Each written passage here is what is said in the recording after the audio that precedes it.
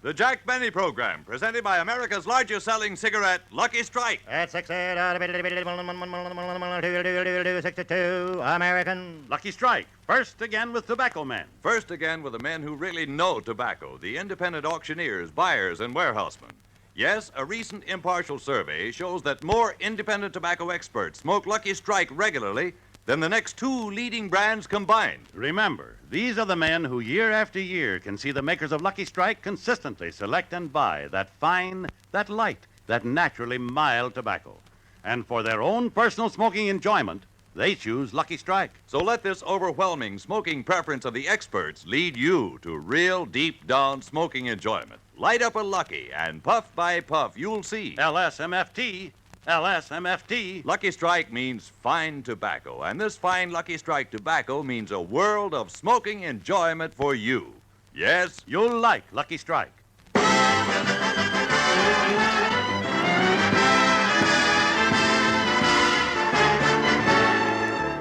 The Lucky Strike program starring Jack Benny with Mary Livingston, Phil Harris, Rochester, Dennis Day, and yours truly, Don Wilson.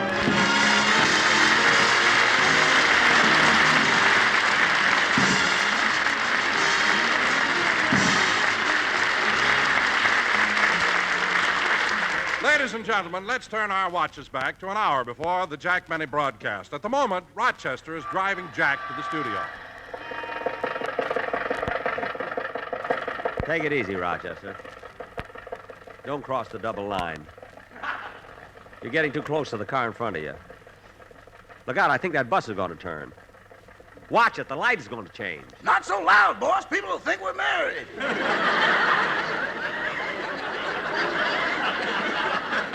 Don't be so smart. Oh, look, Rochester. Look at that old electric automobile. Gosh, I haven't seen one of those in years. See, I rode in one of them when I was a boy. I never could understand how they ran just on batteries. Move over, Rochester. He wants to pass us.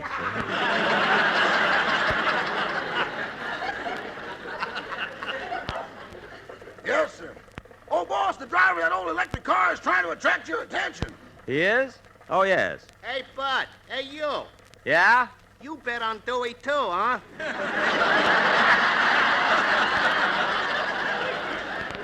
This isn't an election bet. This is my car. Drive on, Rochester. You know, I think that... Rochester, look out for that bus. Look out in front. It's going to... Whew. Gee, we just hit it lightly. Get out and see if our car was damaged, will you? Oh, boss, Yes. guess which fender has the Tony?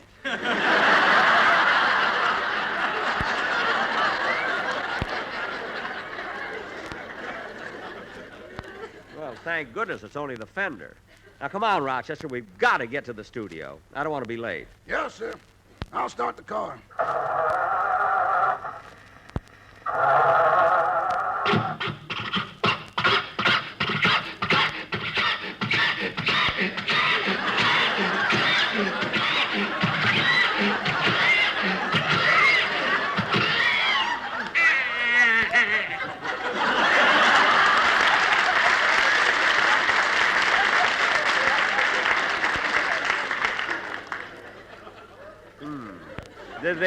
Did the motor die again? It died 20 years ago. You just won't bear it. Well, I have been thinking of getting a new car, but I don't know what kind I'd like. You know? Oh, why don't you get one of those new Hudsons? They're so streamlined. Honestly, boss, they're so low you step down into them. Well, you step down into this car. I know, but the Hudson has a floor. Yeah. What are you laughing at? I'll never forget the time you stepped into the car when I was parked over an open manhole.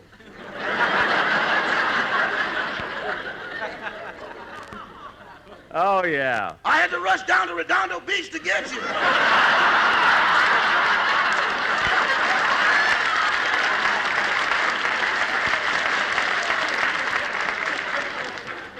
All right. Now, Rochester, NBC is just down the street, so I'll walk. You park the car and then get me a sandwich. I'm kind of hungry. Make it a chicken sandwich. Yes, sir.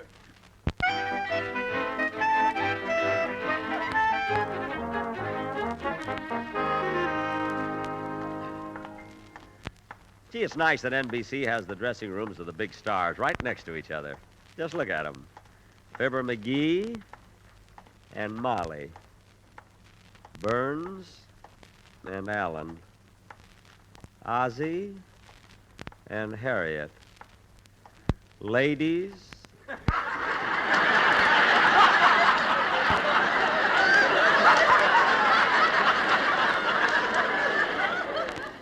And, oh, here's my room.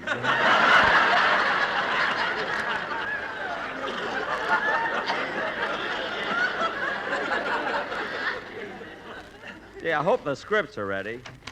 Oh, hello, Jack. I've been waiting for you. Hello, Don. Is there anything important? Well, it is to me. You see, I was looking over the script for today's program, and on page 10, I noticed you have a joke about my being fat. Well, what about it? Frankly, Jack, I don't like it. I think it's no longer dignified making fun of me because I'm slightly overweight. Well, if you feel that way about it, Don, we'll take the joke out. Thank you. By the way, that's a beautiful suit you're wearing. You sure have wonderful taste in clothes. Well, you read about me in the paper, didn't you? No, what? I was picked as the 10 best-dressed men in radio. Well,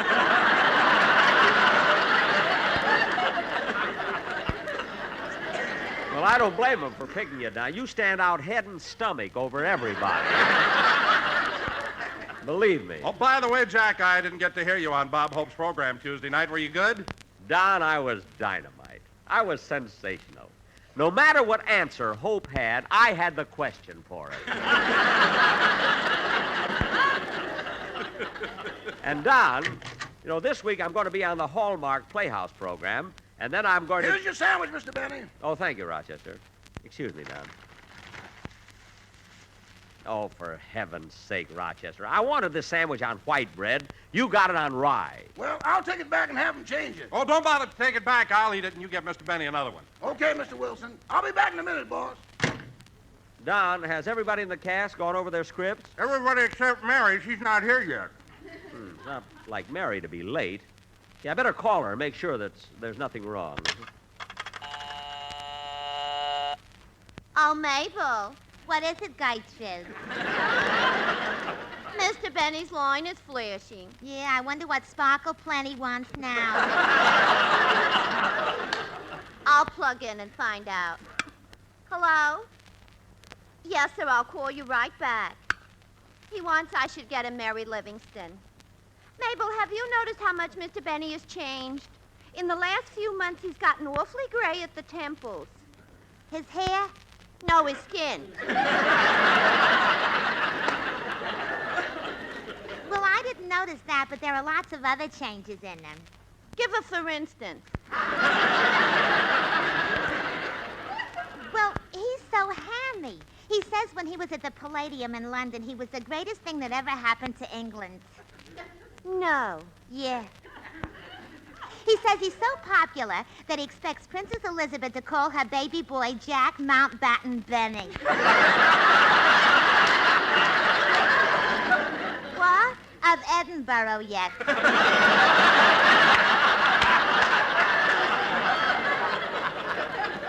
Better pull out your plug. Mr. Benny might be listening. Who cares? I've got a new sweetie pie. Phil Harris's guitar player, Frankie Remley. Why, Gertrude Gearshift. I didn't even know anything was cooking among you two. Oh, yeah. I had a date with Frankie again last night. He drove up on Mulholland Drive, parked the car, gave a big sigh, and then laid his head on my shoulder. My, how romantic. Romantic nothing. He was out cold.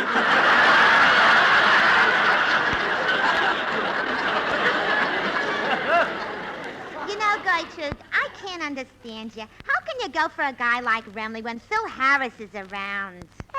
Phil Harris. Take away his personality, his smile, and his wavy hair, and what do you got? I don't know, kid, but throw me the leftovers. That Phil Harris is my idea of a... Yes, Mr. Benny. I tried her number, but nobody answers. Gee, now, Mary doesn't answer. I hope there's nothing wrong with her. Oh, I'm sure there isn't, Jack. I saw her yesterday in the stocking department of the May Company. The May Company, but Mary doesn't work there anymore. No, but I do. I've got to eat, you know. Yes, I know. Here's your sandwich, boss. I got it on plain white bread this time. Good. Excuse me, Don. Oh, my goodness, Roger. You said you got this sandwich on plain white bread. This bread is toasted. Toasted. Doggone, this California sun sure is strong. What? I'll take it back and have them change it. I'll eat it, Rochester. You get another one. Here you are, Mr. Wilson. I'll be back in a minute, boss. Say, Don, about 5 minutes before we go on the air, go out and warm up the audience, will you? Leave it to me, Jack. I know what to do. Good. Come in. Oh, hello, Mr. Benny. Oh, hello, Dennis. I'm glad you got here early because... Hey, wait a minute. Why are you wearing a raincoat and rubbers? It's a beautiful day out. I know, but it's gonna rain. How do you know? When I left home, my mother's corns were hurting. Oh, well, sometimes that is a sign of rain. When do they start hurting her? This morning when a streetcar ran over a foot.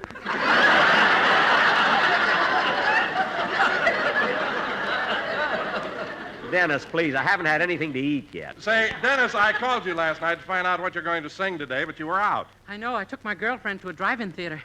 Hey, you know, I've never been to one of those drive-in theaters. What's it like? Well, if you park in the front, you can hear the picture better. If you park in the middle, you can see it better. And if you park in the back...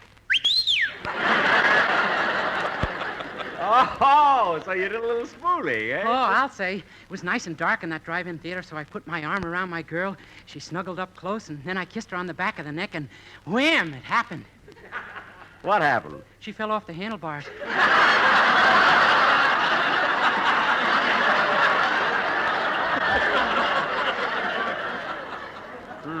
Say, Dennis, is this girlfriend of yours very pretty? Oh, no, she looks awful. She's got buck teeth, stringy hair, and a big wart on her nose. Well, then why in the world do you go with her? It's her bicycle. You take him down. You've had some food. No, you take him, Jack. I want to keep it. All right.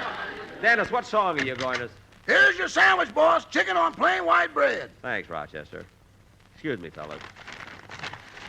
Oh, Rochester, for heaven's sake, no mayonnaise. Back I go into the wild blue yonder. Back again, sandwich in hand. Never mind the singing, just change it. Yes, sir. Oh, Rochester. Here you are, Mr. Wilson. Thanks. What are you staring at me for, Jack? I was just thinking, Don, you know, if you had a slot in your back, what a wonderful piggy bank you'd make. Now, Dennis, run over the song you're going to do, will you? Okay.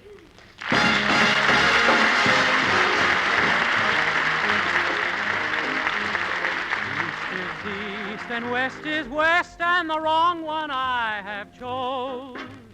Let's go where you'll keep on wearing those frills and flowers and buttons and bows, rings and things and buttons and bows. Don't bury me in this prairie, take me where the cement grows. Let's move down to some big town where the love a gal by the cut of her clothes, and you'll stand out in buttons and bows. I love you in buckskin or skirts that you've homespun, but I love you longer, stronger, where your friends don't tote a gun. My bones denounce the buckboard bounce, and the cactus hurts my toes. Let's vamoose where gals keep using those silks and satins and linen that shows, and you're all mine in buttons and bows. A western ranch is just a branch of nowhere junction to me. Give me the city where living's pretty and the gals wear finery. My bones denounce the buckboard bounce, and the cactus hurts my toes. Let's vamoose where gals keep using those silks and satins and linen that shows, and you're all mine in buttons and bows. Give me eastern trimming where women are women in high silk hose and peekaboo clothes, and French perfume that rocks the room, and you're all mine in buttons and bows.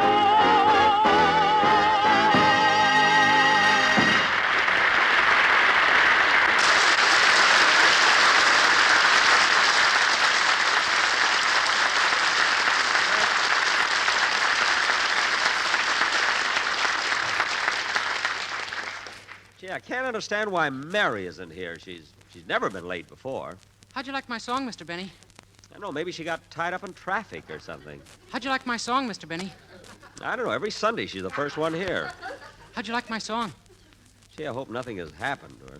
Oh, by the way, Dennis, I thought you sang your song beautifully. Forget it, kid. You had your chance.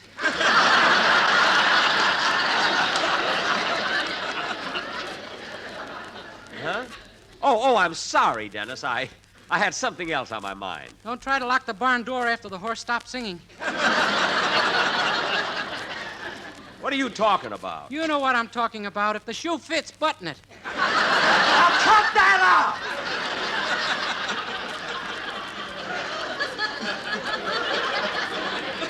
Say, Don, I'm going to...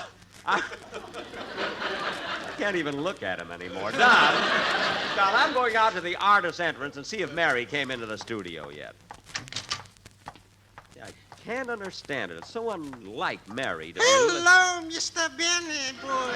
Oh, hello. Hello, Mr. Kitzel. I'm so glad I found you. Could I please have 2 tickets to your broadcast for my sister and her husband? They just got back from their honeymoon. Oh, why, sure, Mr. Kitzel. How long have they been married? 4 years. 4 years, and they just got back from their honeymoon. It wasn't their fault. They got married on a quiz program, and before they knew it, they were on a slow boat to China.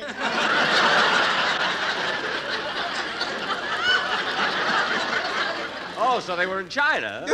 Oh, my.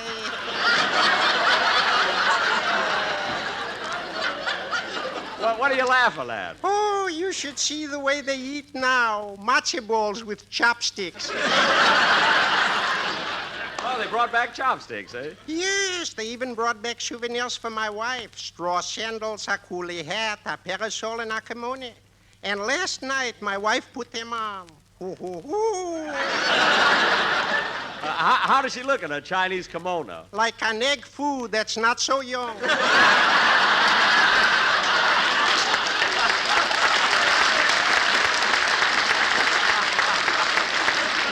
Well, Mr. Kitzel, here are the tickets, and I hope the newlyweds will be very happy. I hope so, too. You see, this is my sister's second husband.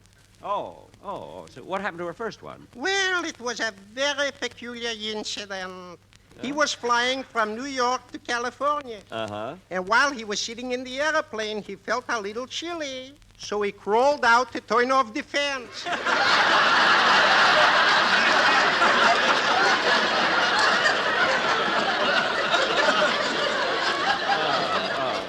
Well, I'll have to run along. I hope your relatives enjoy the show. Goodbye, Mr. Kitzel. It was nice seeing you. Ooh, the pleasure was incidental. Thank you.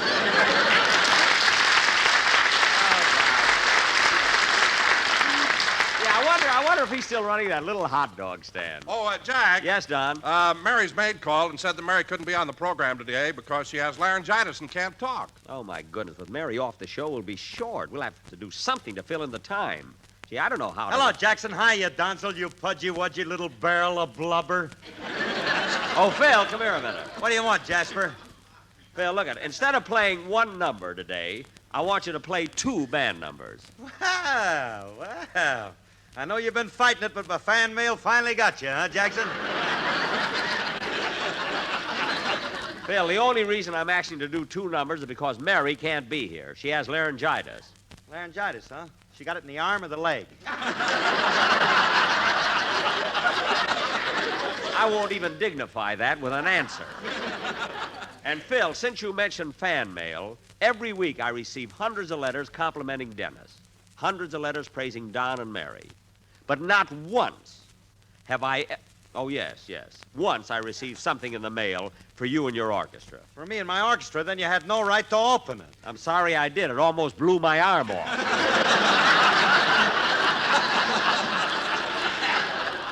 So, Phil, just go in the studio and tell your boys to play another tune. Okay, I'll get to it later.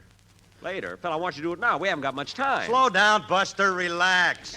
Take it easy. Have patience. Oh, fine. What do you know about patience? Plenty. I got to have patience. Do you know it takes 24 months in a wooden keg before bourbon is good on hot cakes?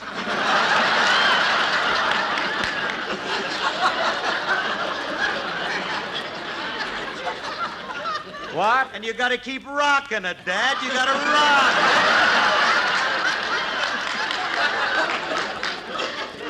That you should know. But now go on inside and rehearse your band, will you? Okay, look, I'm going to play a new number that Sammy, my drummer, wrote. Oh, Sammy wrote a number? What's the name of it? Raise the awning, Mother. Daddy's leading a shady life. Play anything, Phil. Nobody will recognize it anyway. Okay, Dad, okay. Now, Don. Yes, Jack? After the program... Oh, Mr. Benny, here's your sandwich. Good, I'm starved. Oh, Rochester, I wanted mayonnaise. They put on Thousand Island dressing. Here. Thanks. You're not going to get this one.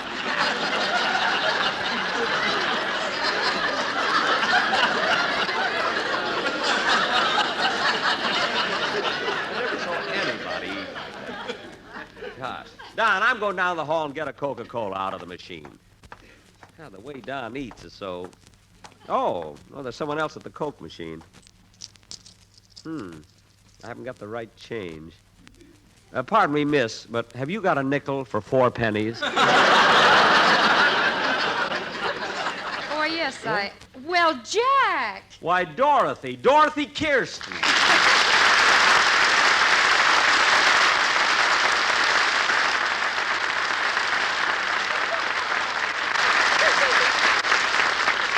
Dorothy, I knew you were in town with the opera company, but what are you doing at NBC? Oh, I'm making a recording, and I stopped out here for a Coke. Oh, what song are you recording? The aria Visidati from La Tosca. Oh, that's wonderful, Visidati. What are you recording on the other side? Raise the awning, Mother. Daddy's leading the shady life.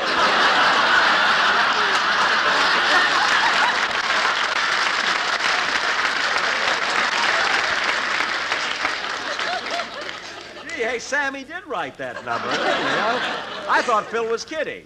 Say, Dorothy, we had a lot of fun when you were on my program last year, didn't we? We sure did. Maybe sometime I can appear with you again. Yeah, perhaps sometime in the... Hey, wait a minute. Dorothy, you can do me a great favor. I can? Yeah, you see, Mary can't be on today, and...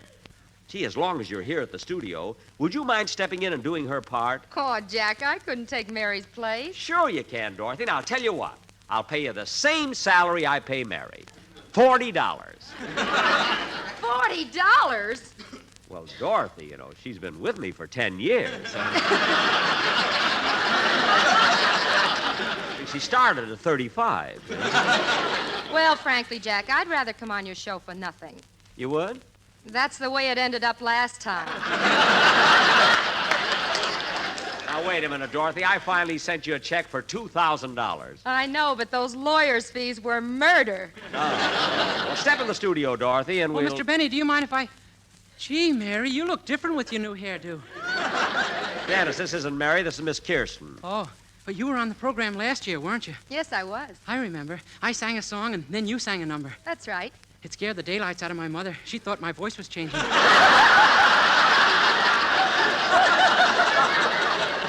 Dennis, go sit down. Jack, I have an idea. What? As long as you want me to help out filling in the time instead of telling jokes, I'd much prefer to sing a number. Gee, would you really? That'll be wonderful, Dorothy. And how about my quartet joining in? That'll be fine. Good. Oh, sportsman! Sportsman, come here a minute. I think you and Miss Kirsten ought to go through the number once before the show. Don't you think so, Dorothy? What do you think would be a real high-class number? Well, how about El Relicario by Jose Padilla? Oh, fine. I always liked Jose's stuff, Go ahead, Dorothy.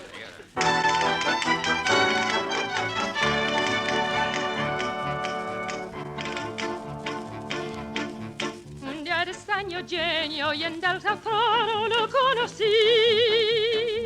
Era el torero el más tonido y el más gatito de todo Madrid. Y tranquiliza, pidiendo quiera, y yo me rally, me extremecí. Y era notado by lucky strike, y muy gabo el SMFT, yes MFT, yes MFT, yes MFT, and FE Boo. If you say say lucky, let's light a lucky. We know that just like your castanets, they will click with you. Give me a lucky, made in Kentucky. I know that no senorita can beat a Lucky Strike. There's no denying, Lucky's they're buying. Even in Spain, they are first again with Tobacco Maine. If we should see ya in gay Sevilla, just say to me, LSMFT, that's a smoke for me. Oh, LSMF, LSMFT, SMFT, LSMFT, that's a smoke for me. Hey!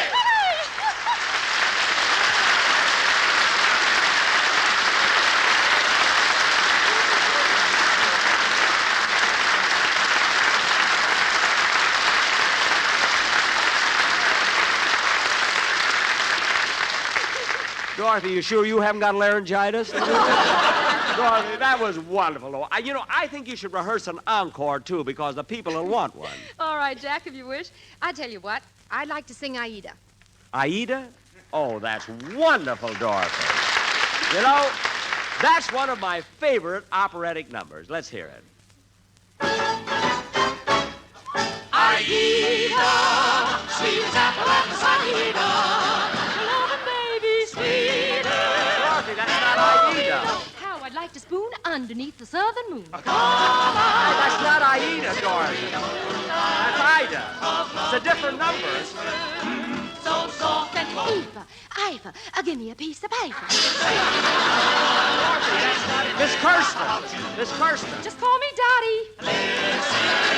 Oh, honey, I can hear you calling when the rain and dam are falling. Might as well join you.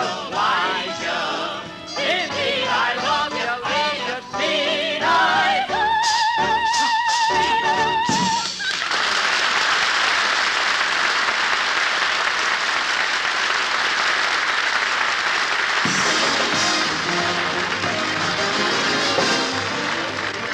Jack will be back in just a moment, but first... It is 61. American. An impartial survey covering all the southern tobacco markets shows that more independent tobacco experts smoke Lucky Strike regularly than the next two leading brands combined. Yes, Lucky Strike. First again with Tobacco Men. Excuse me, but who are these tobacco experts? Why, they're the independent auctioneers, buyers, and warehousemen, men with years of experience in buying, selling, and handling tobacco.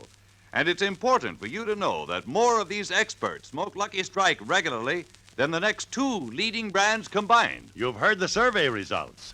Now here's what Mr. Henry Loden Snell, veteran warehouse owner, who has sold near 130 million pounds of tobacco, recently said. At auction after auction, I've seen the makers of Lucky Strike buy fine, mild, ripe tobacco.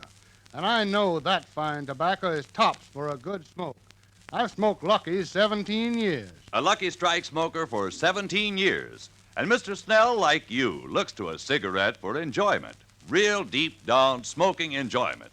So light up a Lucky yourself. Puff by puff, you'll see. LSMFT. LSMFT. Lucky Strike means fine tobacco, and fine tobacco means a world of smoking enjoyment in every Lucky you light. Yes? You'll like Lucky Strike. Good night, folks.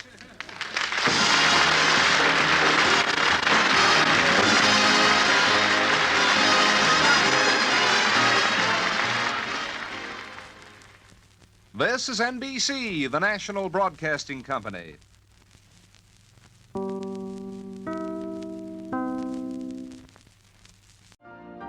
You've been listening to the OTR Gold Network. Find more classic radio at otrgold.com.